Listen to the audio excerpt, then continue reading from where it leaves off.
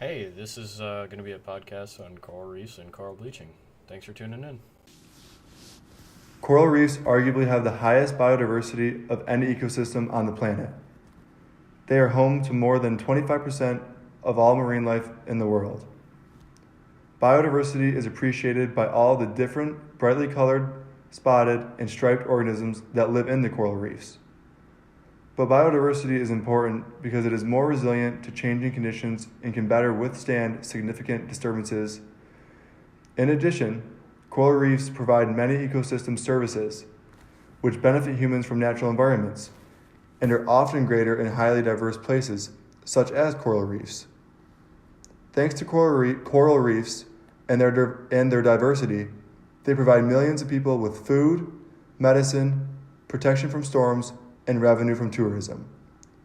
The coral reef's biodiversity is very important to all life on Earth.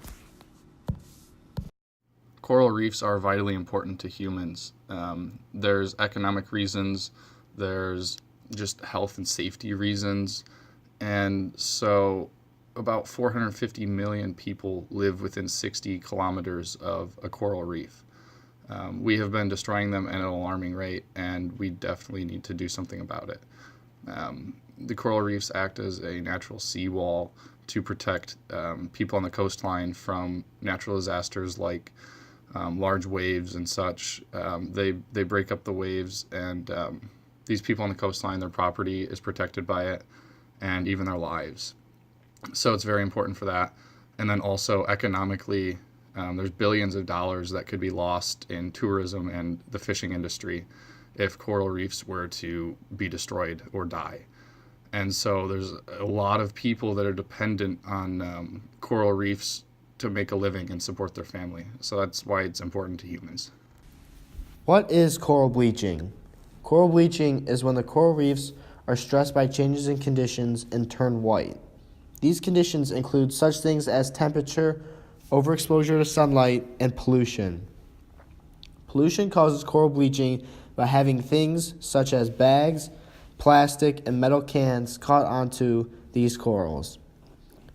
These things can get caught in the water currents, which then tear open the corals, allowing bacteria inside them. Diseases and discolorations form from having these tears open. Temperature and overexposure to sunlight causes coral bleaching as well. Increase in temperature causes the algae on the corals to leave, exposing the corals. Also, increase in sunlight causes high solar irradiance, which allows bleaching. There are many examples of coral reefs that have already died or are on their way to dying around the world. The Great Barrier Reef is a prime example of a reef that is nearly wiped out completely. This reef is essential for providing many important services for humans and ecosystem biodiversity. A series of many mass bleaching events have caused the water to turn to wastelands.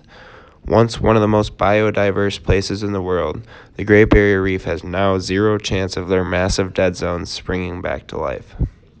Another example of a reef that is dying is the Apo Reef in the Philippines. This reef is under threat because of economic development like fishing techniques and climate change.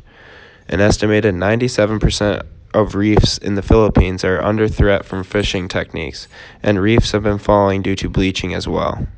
This is a major threat because of so many people depending on the resources from these underwater rainforests in order to survive. Hello, and welcome back to our podcast.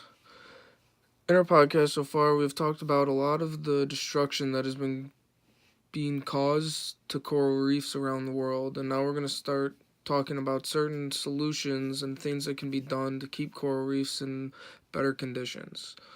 A lot of the harm that is being caused to the coral reefs is because of humans.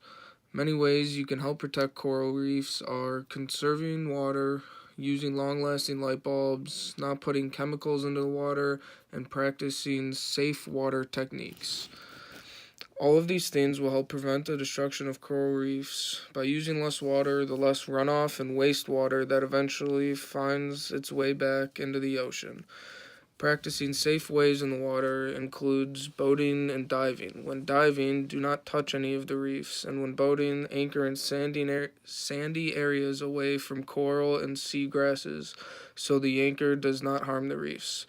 Also, the products that you put into the water, you need to be aware because it can block sunlight from getting to the corals. A lot of other solutions that can be done to help save coral reefs can be simple as planting a tree in your front yard and making sure that you're disposing of your trash properly. One thing we can do to combat the loss of coral reefs is implement artificial reefs in the ocean. This involves taking a man-made structure, be it small or large, and converting it into a home for subaquatic species.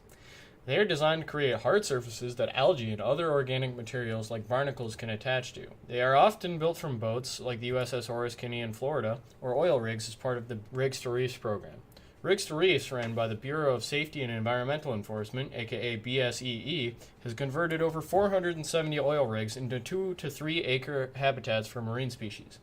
This process saves the use of fossil fuels that warm the earth, leading to coral bleaching, because companies don't need to worry about disposing of rigs. We need to be careful, however, with what materials we use to construct artificial reefs, otherwise we run into pollution issues like what happened with the Osborne Reef in Florida. At the Osborne Reef, hundreds of thousands of tires were dumped to construct an artificial reef, although there resulted in little growth and many of the tires ended up washing on shore following hurricanes or other large storms. Thus concludes our public service announcement about coral reefs and coral bleaching. Thank you very much for listening, and I hope this has brought some awareness to you about the subject.